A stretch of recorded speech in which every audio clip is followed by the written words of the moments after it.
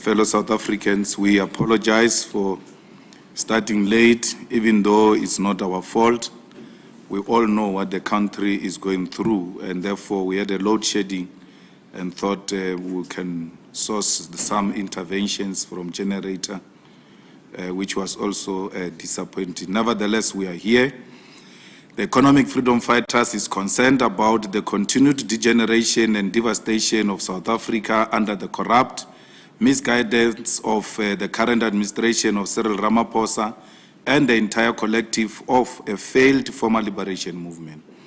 We know that the former liberation movement, like all of them in the African continent, is not a solution to the people of South Africa. Rather, the conditions of our people are getting worse, and all systems that guarantee dignity of our people are crumbling. Since Ramaphosa assumed office as the president of South Africa, there is a crisis after crisis, and worse, the quality of lives and livelihoods for millions of our people are degenerating. More than 12 million South Africans are jobless, and those who had jobs when Ramaphosa took office are also losing their jobs. Those who are employed and self-employed are drowning in debt and poverty because of the rising price of fuel, food, transport, and all other basic necessities and services. The supply of electricity is at its worst stage since 1994, with Eskom dismally and devastatingly failing to provide dependable electricity to households, business, and public institutions. This happens despite the so many promises by the current administration that load shedding will never happen again. What this means is that on several occasions, Ramaphosa has deliberately misled the people of South Africa. He has effectively told lies about the state of Eskom and its ability to provide electricity. The president is a liar and a swindler who makes empty promises and does not get held accountable. What is evident out of this electricity crisis in South Africa is that the former liberation movement, under its current misguidance of a puppet president, is on the path to destroy Eskom in the same way they are destroying all other strategic state-owned companies. The sitting government has manufactured the Eskom electricity crisis because they want to create space for independent power producers who are largely companies from the West, working with the close friends, handlers, and family members of the sitting president. The ultimate aim is to destroy and then privatize Eskom, something the EFF will never agree to. South Africa's sovereignty to provide its own electricity has been surrendered by the current president, and this is evidenced by the fact that it was the US President Joe Biden who announced that South Africa will decommission all coal power stations, an action that will increase the levels of unemployment and poverty of our people. Moreover, just a week ago, the British Parliament was discussing the electricity situation in South Africa and spoke about possible solutions as if South Africa is a colonial outpost and not an independent state that must determine its own destiny. We want to assure our historical and current friends, particularly China, Russia, India, and Brazil, that we in South Africa are still loyal to economic, political, and social relationships, and that Ramaphosa's friendship with the West does not represent the will of the people of South Africa. In seeking the ultimate energy and electricity solution, we are going to work closely with China and Russia because they have demonstrated thus far that they have superior energy alternatives. Ramaphosa will leave very soon and will restore our political and economic partnership and common prosperity. Under the current administration and misguidance of a puppet and criminal president, the level of crime remains high and the South African police services is not doing anything about it. It is almost 2 months since the murder of Hilary Gadi. The police have not yet provided a solid and believable case as to what happened and for what purpose. Young children died in a tavern in East London. There is still no sound reason as to what exactly happened. 15 people were massacred with automatic rifles in Soweto a week ago, and the police have not yet provided a sound explanation as to what exactly happened. All this to show that we are slowly degenerating into a lawless state, a banana republic where criminals can do as they please without any consequences. The extent of criminal murders, rape, gender-based violence is also on the rise despite the empty commitment of the current government to combat these horrible crimes. Many other crimes are on the rise and nothing is happening to protect our people. Our people are not safe and the government is nowhere to protect them. Innocent people are being killed in massacres and no one is protecting them. The police are not acting on serious crimes and are even turning a blind eye on massive acts of money laundering, racketeering, violation of South Africa's currency regulations, as well as on the illegal law enforcement by Cyril Ramaphosa and his gangsters after the revelations of millions of dollars at the Phala farm. We know, as a matter of fact, that millions of dollars that were hidden in Phala and many other properties of the sitting president are not proceeds of game sale. We know that the police, the South African Reserve Bank, the South African Revenue Services, the Financial Intelligence Center, and all law enforcement agencies are fully aware that the sitting president has violated many laws of the Republic of South Africa and nothing is being done about it. The Speaker of Parliament is also refusing to conduct an inquiry on the many violations of laws committed by the sitting government. The EFF wrote parliamentary questions to the Cyril Ramaphosa to ask him to explain where the money comes from and to also disclose the other millions hidden in his properties, but he chose to violate the rules of Parliament and the Constitution and has not responded to any of the questions we sent to him. We, as the EFF, have also written to the South African Reserve Bank, South African Revenue Services, Financial Intelligence Center, and all relevant structures to demand that Cyril Ramaphosa be held accountable, and nothing is being done about it. As a revolutionary movement, a responsible and decisive movement of the people of South Africa, we have now decided to engage in the following activities. The EFF will approach the courts of South Africa to compel the South African Reserve Bank, the South African Revenue Services, the Financial Intelligence Center, and Ramaphosa to honestly answer to all the questions we have sent to them. The EFF will approach the courts of South Africa to compel Parliament to conduct a thorough and transparent investigation of all the crimes committed by Cyril Ramaphosa with the aim of building a solid case of an impeachment. The EFF will approach all political parties in Parliament, including the ANC, to engage on a motion of no confidence against Cyril Ramaphosa as a president of South Africa. The EFF will also form part of all the progressive formations and the organization in South Africa to plan and engage a national shutdown which will seek to remove Cyril Ramaphosa from office while also making the following additional demands: an end to load shedding and the immediate dissolution of the ESCOM board and firing of all senior managers, including the CEO and the COO. The reduction of fuel prices to prices of 2018 and subsequent mechanism of regulating the rise of fuel prices. An end to privatization of state-owned companies and the immediate resignation of Pravin Jamnandas Godan. An end to crime and the removal of the current Minister of Police, Bheki Cele. A basic income grant which will protect the poorest of the poor from the current poverty and starvation levels. An immediate arrest of Cyril Ramaphosa to account for all the crimes he committed in Phala farm. An immediate end to the Western forces, particularly Britain and US, for interfering in South Africa's energy policy and direction.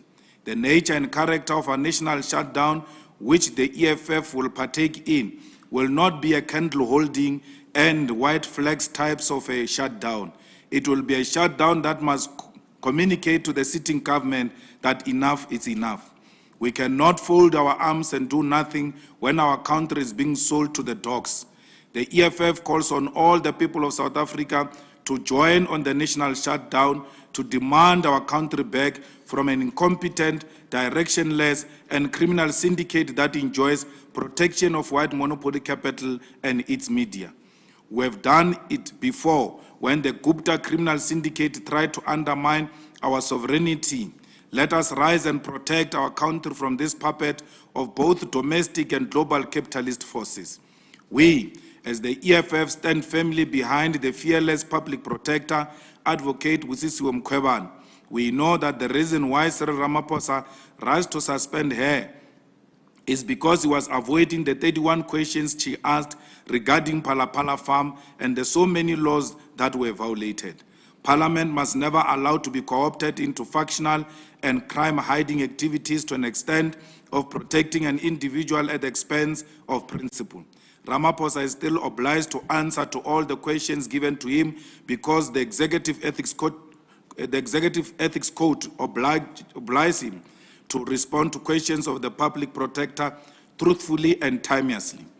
The EFF supports a motion that Mr. Ramaphosa must physically appear before the Section 194 committee in Parliament to answer to the questions of why he suspended the public protector, amongst others, when he is unquestionably conflicted and refusal to do so will amount to judicial irrationality. Parliament is a legislative and oversight instrument of South Africa's democratic order and must never be found wanting.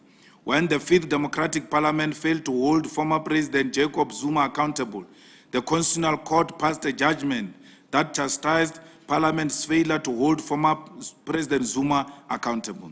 As such, we refuse to be part of the members of Parliament who will fold arms when our laws are violated by a sitting head of state and government. We refuse to be useless parliamentarians who do nothing when the executive violates the laws of this country. Who will respect the laws? Who will respect the rule of law if a sitting head of state does not respect the law? Who must comply with foreign currency regulations when a sitting head of state does not comply? Who must respect SARS and pay tax when the so-called president does not? Who must respect law enforcement agencies and South Africa's criminal justice system when a sitting head of state chooses a gangsterism approach of hunting those who stole what appear to be stolen dollars from him? We refuse to turn a blind eye against crimes committed by Cyril Ramaphosa. He is not above the law and he will never be above the law because we will not allow him to be above the law. We call on all ground forces of the EFF to continue with the commendable work of recruiting thousands of our people into the ranks of the EFF, and we appreciate that if our momentum is not slowed down, we'll reach the 1 million membership target before December 2022. Over the next few months, in all provinces across the country, the EFF will be holding their provincial people's assemblies, which will elect new provincial leadership. As we said before, we call for maximum discipline in all PPAs and in all branch general and people's assemblies that are taking place all over South Africa. Moreover, the EFF Student Command will be holding its 4th National Student Assembly from the 22nd to the 24th of July 2022, which will be attended by more than 750 delegates from universities, universities of technology, and TVET colleges from more than 290 campuses.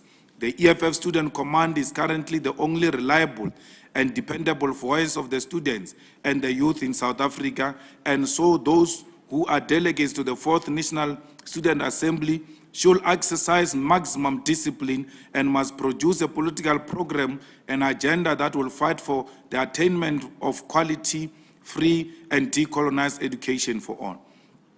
Furthermore, on the 26th of July 2022, the EFF will be turning 9 years, disproving many prophets of doom who had said that our organization will never live beyond its first conference.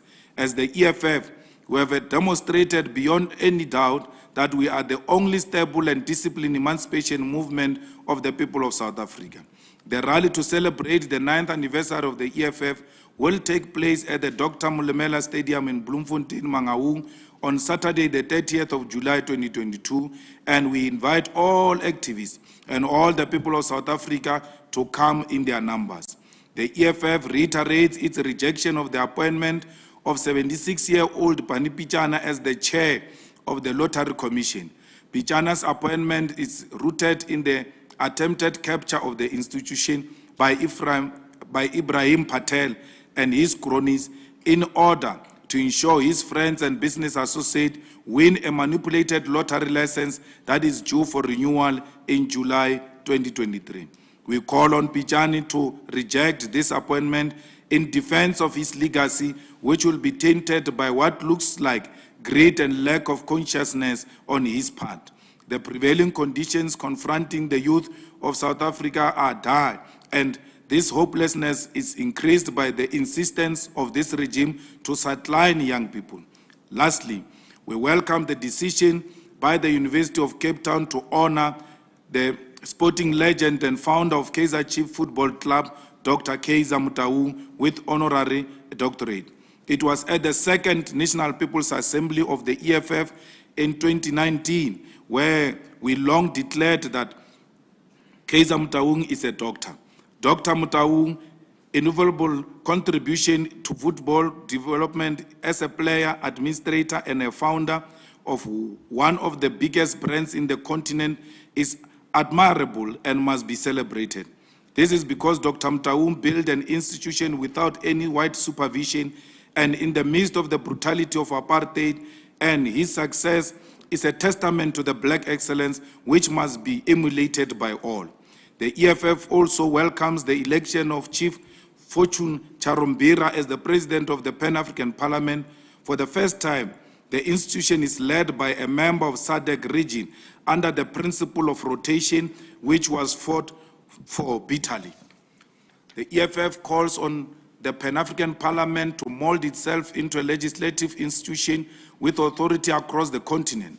President Charombira must lead efforts to root out intolerance, persecution, war, divisions, and poverty across Africa and never allow imperialists to dictate the path the continent takes politically, economically, and otherwise.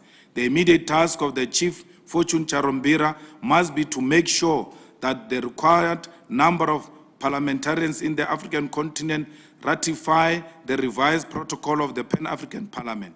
Additionally, we have to build a closer relationship with all Africans in the diaspora, particularly the Caribbeans, because Africans face similar challenges in all parts of the world and we have a common destiny.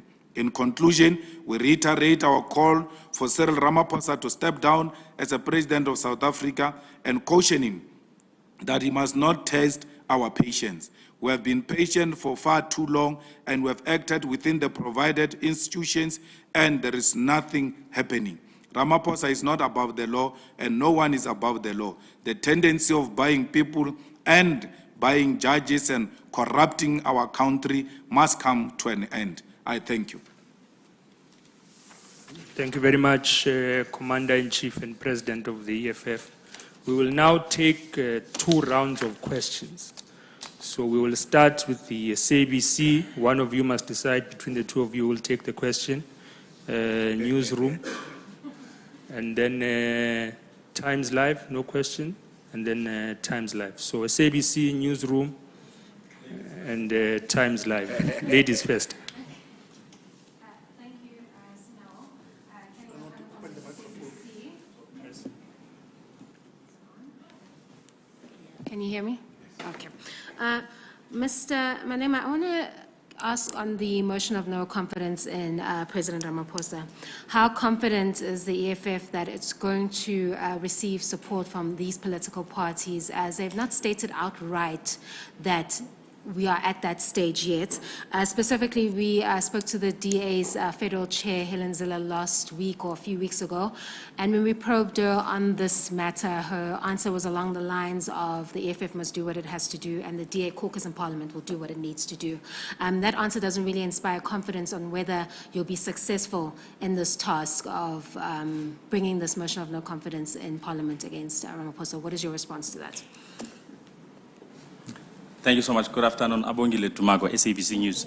Mhlekazi, with regards to the tavern deaths, remember in Yobeni as well, as you have already said on your statement, that we haven't seen much progress in as far as investigations are concerned.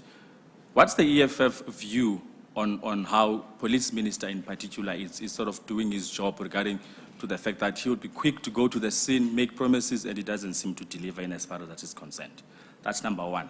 Number two, Advocate Tifo dropped a bombshell just recently and said he's pulling out on the Senzo case happening at the Pretoria High Court, citing a reason, among others, that the Office of the President has had a bit of an influence in him coming to that decision, including him being threatened by that office.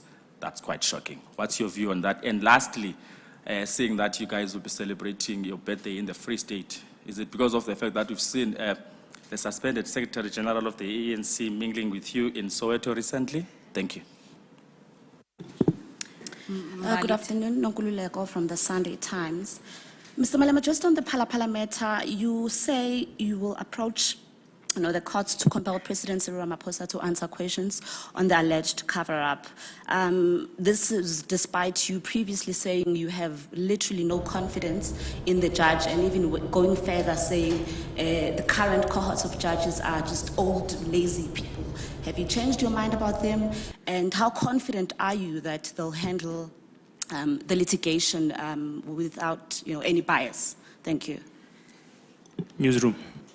Mbali Titani from Newsroom Africa. Mr. Malema, just touching on what my colleague Kani was saying in terms of the motion of no confidence.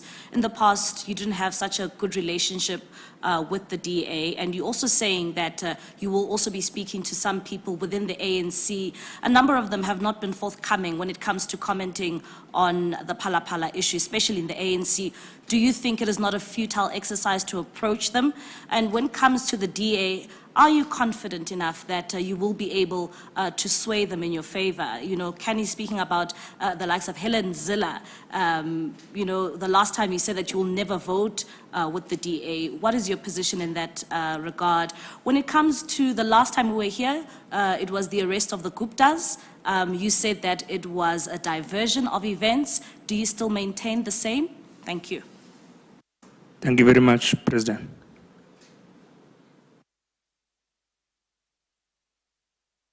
Thank you very much. When it comes to motion of no confidence, our approach is going to be a bit different in that we are going to speak to all political parties in Parliament, including the DA and the ANC.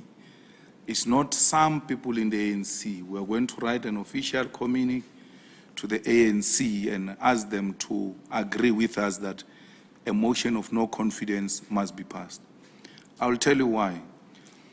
President Ramaphosa has confessed to his caucus, his own faction, that he's got no defense on the money, that the money was illegal, and that he's got no answers, and therefore he must step down.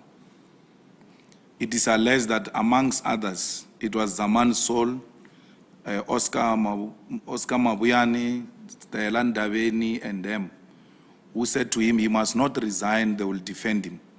But the president has made a concession to his faction and to his core that he has got no moral defense to those things. That's why you see the president can answer both to parliamentary questions or to any question. The president has got no reason not to answer because he has not been charged. So he can't say the matter is, when the matter is in court, they say sub judice. He can't say the matter is sub judice. So the president has got no answer, and he has made that concession. And is held there by a faction that feels, the likes of Lamola and them, that feels that if he leaves, they are going to become a collateral damage, and therefore they will have to live with him. So we are confident that the ANC people will themselves accept that the motion of no confidence must be put on the president if he does not step down. The DA will have to defend the president. The DA will have to vote for violation of all laws of the land. The president has violated all laws of the land, and the president has got no answer even to the DA itself. So If the DA decides to vote against the motion of no confidence, then the people of South Africa must choose what they want. But we are not going to fold our arms when we see open violation of the laws of the country because we think we won't get sufficient support. History will absolve us. That's why when Mogoeng passes judgment on Zuma Nkandla issue and say Parliament did not play its oversight role, some of us, we don't feel affected because we know he doesn't refer to us. We played our role. The majority voted against us. So we want just not motion of no confidence. That's why we're going through a thorough process to talk to everyone. Then we want a committee, a parliamentary committee, similar to the one we formed on Nkandla. This Nosiviwe, the fact that she's rejecting to form that committee, it's a demonstration that she's defending corruption. South Africa, we had the committee during the investigation of Nkandla. Because some of you forget easily, let's remind you. And the EFF communication, if it exists, it must also help you to go and fetch those videos. It was a parliament committee that went to Nkandla to go and inspect Nkandla. That's when we were shown the fire pool, when the firefighters were holding something that looks like a pipe of a fire extinguisher. They're saying it's a fire pool, it's referring to a pool that was designed like a lava or something. So, who was heading that committee? It was headed by Minister of Human Settlement, Kubaya. We're not asking for something that was not done before. It was done before. We want to go to Pala. We cannot hold the president accountable properly if we don't know how the bed looks like. And if that bed really can hide money or not. We want to go to Pala to check if those couches can hide money. How did the criminals get in? There must be an inquiry by Parliament. From there, it must call him to come and answer. And he can't lie to Parliament. We are not preparing an ordinary motion of no confidence. We seek impeachment. Cyril must leave with nothing. He has violated the people of South Africa. He has violated his own party. I mean, the ANC workers goes for days and days without salaries. A man is sleeping on top of dollars. And those cowards are quiet, all of them. The party is going to be liquidated. It's owing hundreds of millions. A man is sleeping on top of dollars. And because they are cowards, they don't say anything. We are not going to be party to that. And we require no majority to speak the truth. The truth will remain the truth, even if it's spoken by the minority. This DA, when we came into Parliament in 2014, it was wishy-washy on Nkandla. When we stood up and took Nkandla radically and militantly, took it on, it was this DA that condemned us and called us hooligans and all of that. Because they are slow learners, given the fact that their leader is challenged academically. They are slow learners. They came late to the party.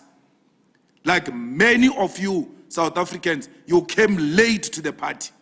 You went to drink alcohol, you went to churches, you went to funerals, you condemned the EFF and said the EFF was doing the wrong thing by holding a president accountable. What happened? The EFF stood firm because it knew it's telling the truth.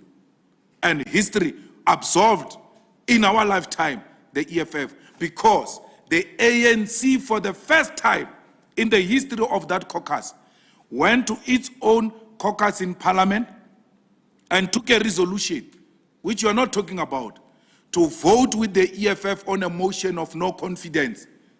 That's when Zuma resigned. After a night before he refused to resign, the ANC went into a caucus, something historic that nobody speaks about.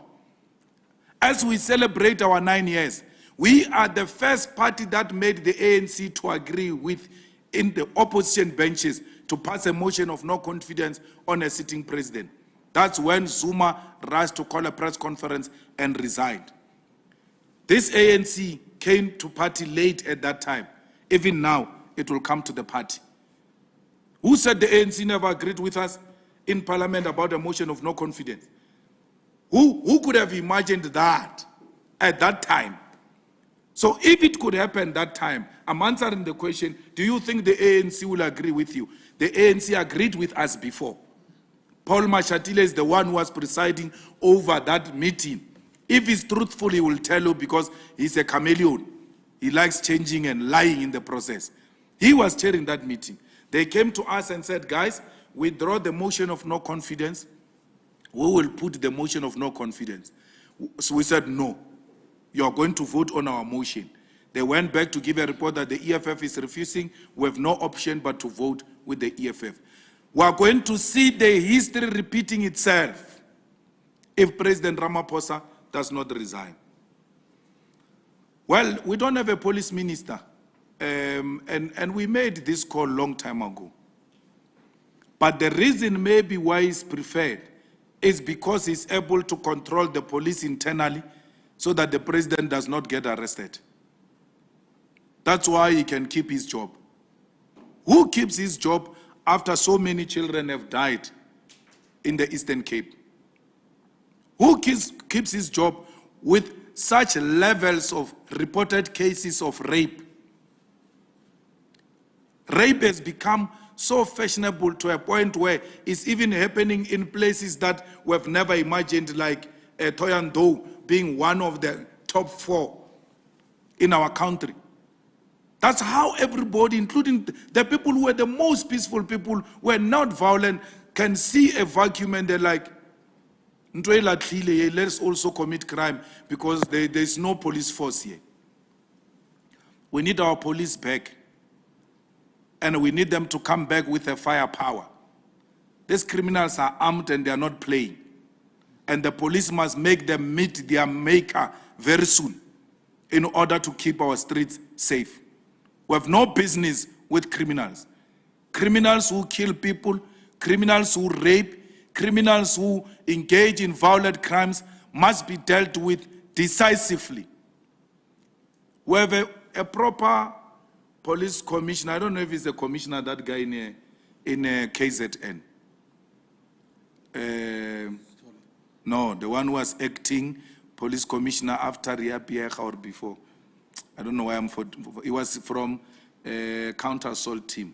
He's a proper policeman. He was once an acting commissioner. They must go and fetch that guy to become a commissioner. He's got no business in pleasing people. The one who made an allegation now that during the July unrest, SAB was going to be attacked, and then he got 10 calls from 10 different ministers calling him to defend SAB. And he was asking what's so special about SAB. He never got any call, not even from a minister of police. But when the rioters were now going to SAB, he got 10 calls from ministers. So a police commissioner who can expose politicians like that, you can see this is a fearless police commissioner South Africa needs to deal with all these bastards who are destroying our country, to deal with politicians, to deal with drug lords who are in cahoots with politicians, to deal with criminals, so that South Africa can be safe again. So if crime is now even going into rural areas, violent as it is, then there is no longer a safe place. We grew up being told that crime is in the townships and so on and suburbs. Now it's under control. It's not under control because of we don't have a minister. I really, I'm very sympathetic with that case of Senzo Mewa. You need to get me the name of the person I'm talking about. Ntandla Mkhwanazi, yeah, Ntandla Mkhwanazi. He must be the commissioner of police, that guy, or anyone similar to that guy. I told Begitele when we were in that place where the whites were trying to destroy a police station. Senegal, where it was me and Nkwenazi came, I said to Begi, this is the guy who must be a police commissioner, not these things you are offering to us all the time, who are driven by corruption and not to protect the streets and protect the integrity of the uniform. Go and look at Ntantla Nkwenazi, even his posture. Eh? The uniform not the make cover, Ntantla Nkwenazi, when you look at him, you see a man in uniform who's disciplined, who's determined to deal with crime in South Africa. I'm very sympathetic to that issue of Senzo Meyiwa. But I'm not sympathetic to Advocate Tefu. He's disrespectful. And he thinks this thing is about him. He has made the whole case about him. And that's why we can sit here to be asked a question about the advocate instead of being asked, how is the case going? Are you happy? We're not being asked about the case. I think he speaks loosely. You know, I've got chickens where I stay, ne? In Polokwane. Hard body. If you want one, I can give you. Mlekwa. Even if they steal those chickens of mine, I will not call Advocate Tefu to represent me. Never. There is no skill at all. There is no decorum at all. He has got no respect for the bench at all. And he deserves no title of an advocate. I hope he doesn't belong to any bar, because if there is any bar, it must take action on him. How does a lawyer, Floyd, say in court this fucked up situation? A lawyer. Wartloela. He undermines all of us, actually. You can't use such language in a court of law. You might disrespect that guy. But once he's sitting on top there, he's the court.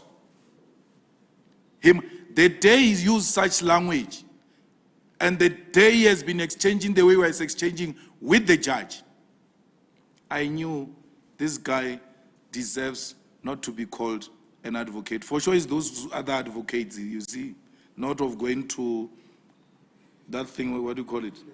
I don't think he went to pupillage, that one. Because the pupillage will have taught him the discipline.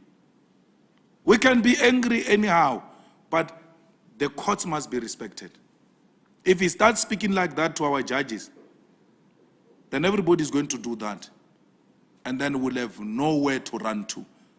So I don't believe there is any Cyril who concocted anything on that guy.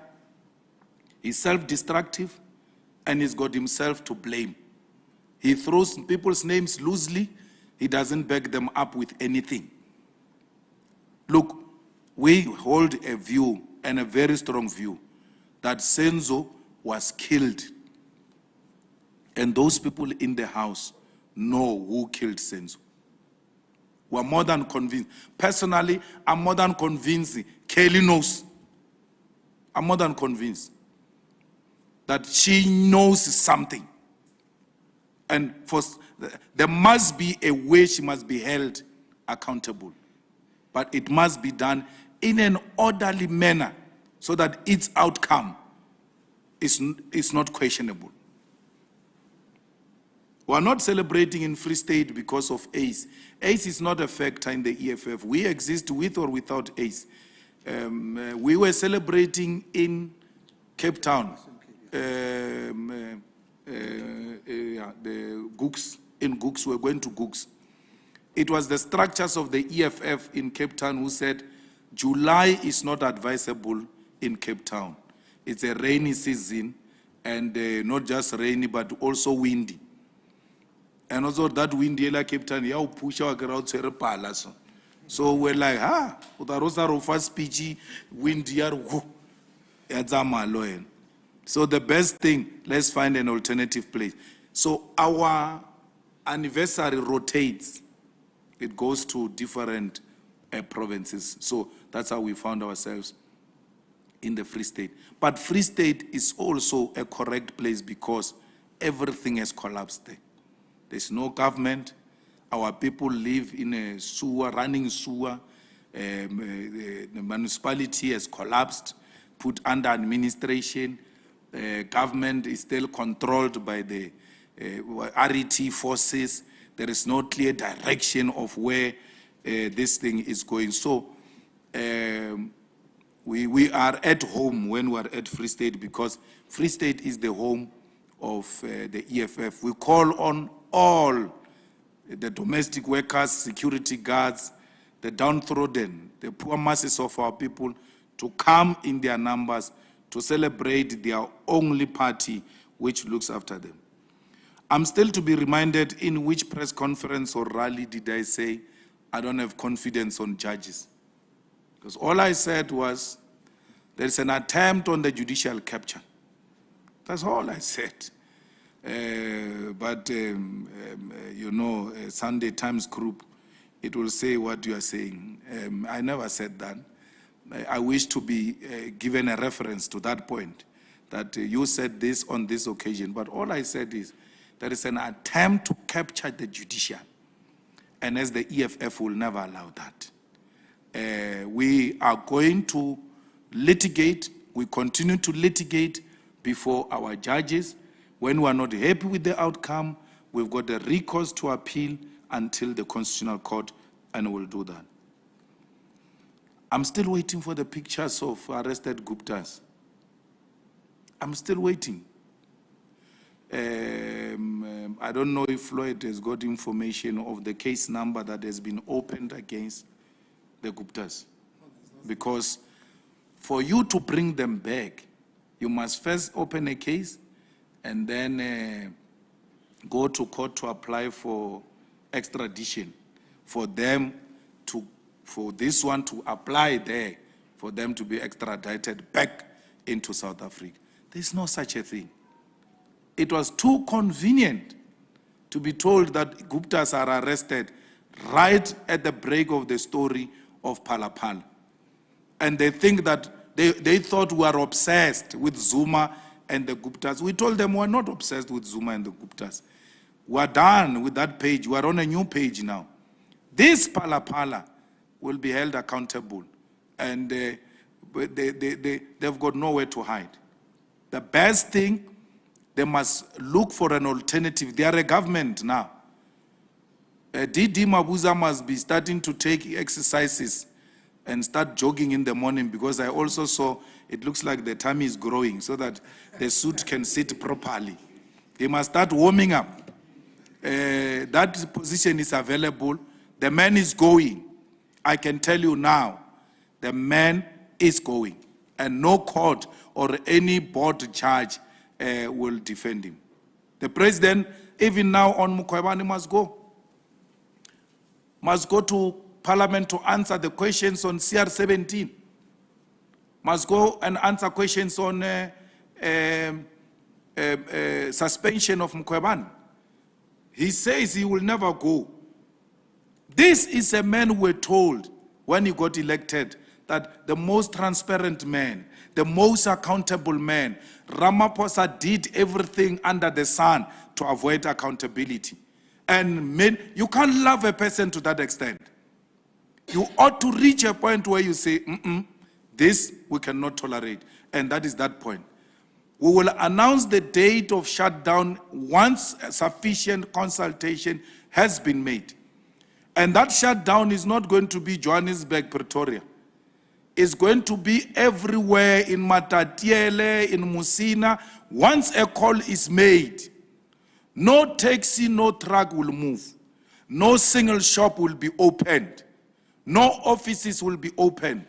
All offices of ESCOM will be occupied to demand the resignation of the CEO, the resignation of the board, and to reinstall, to put in people who have got capacity to run that institution. We don't believe that ESCOM has reached the stage of hopelessness.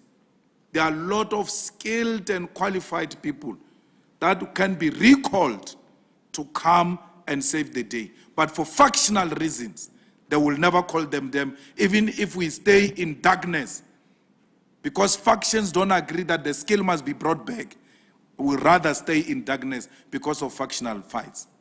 Thank you. Thank you very much, President. This is the second and final round. If there are any more questions, we're all fine. Thank you very much, President, Commander-in-Chief, the officials. That marks the end of the press conference.